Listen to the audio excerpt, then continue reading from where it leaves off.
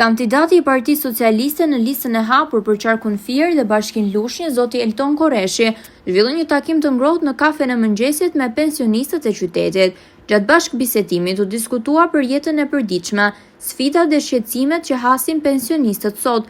Në fjalën e tij, zoti Korreshi, biri i Lushnjës, u shpreh se pensionistët janë një thesar i çmuar i shoqërisë dhe është koha për t'u ofruar atyre mbështetjen e merituar dhe kushte të denja për një jetë më të mirë. Përmes skemave të reja të pensioneve, synojmë të ofrojmë më shumë të drejta dhe mundësi për ta. Duam një Shqipëri ku çdo individ, veçanërisht ata që kanë kontribuar për dekada me radhë, të jetojnë me dinjitet nga puna e tyre, theksoi ai.